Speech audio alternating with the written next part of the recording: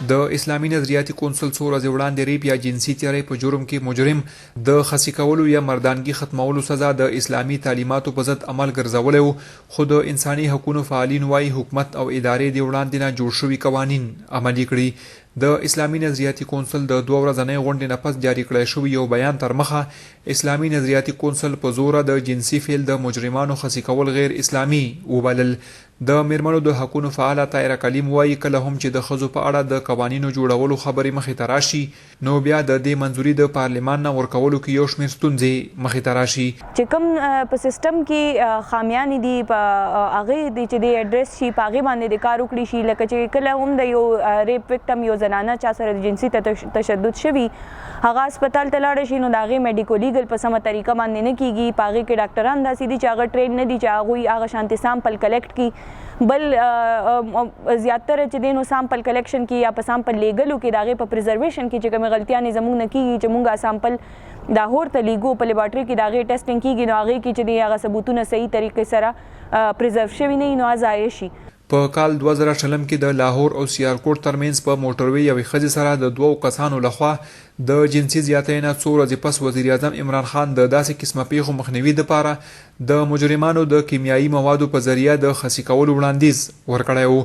د بلووینز نومې غیر دولتي ادارې مشر قمر نسیم ویډیو ته وایي وړاندې نه د جنسي تیریو پیښو مخنیوي دپاره قوانین جوړ شوي خو دا اوس عملي کول غواړي. که موږ د کیمیکلی کاسټریشن چې کوم وزیر اعظم صاحب خبره کړې ده چې د دې مردانګي چې کوم د کیمیکلی طور باندې ختمول نو دا خو په هغه صورت کې کیږي چې خلکو ته سزا ملاوه شي. که سزا ملاوه شي نو پهله نه زیات پهله نه چې کوم موجوده قوانین دي هغه هم د باره کې کافي دي. چې کوم اصل مسله زمونږ مخې ته وړاندې د هغه داره چې خلکو ته سزاګانې نه ملاويږي. قانون دومره پیچیده دی،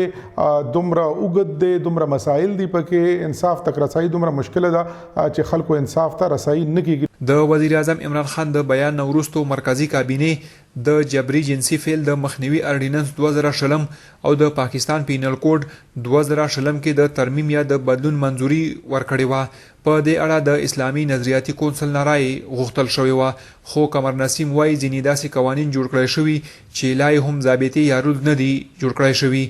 نو دا خو د کونسل رائے ده، زمونږ وزیر اعظم صاحب ته او د قانون جوړول ول نورو ادارو ته دا خواسته چې قانوني چې کوم مسایل دي یعنی چې کوم لیګل ګیپس دي هغه د کم کړل شي.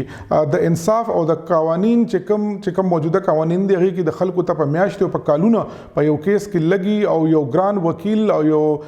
مطلب دا چې څنګه اوس په خیبر پختونخوا کې لیګل ایډ اتھارټي 2019 کې جوړه شوې ده خو تر اوسه پورې عملي شوې نه ده. نو دا قسمه سہولتونه د عوام لور کی چې تغیر قانون ته او انصاف ته رسایي اسانه شي. په پاکستان کې د پینل کوډ 314 ارټیکل یا ماده تر مخه د ریپ یا د جنسي تیری مجرم ته بعد د مرګ سزا او یا د 10 کال نه تر 25 کال پورې د قید سزا ورکولای کیږي. فرید شینواری، وایس اف امریکا، دیوا، پیښور.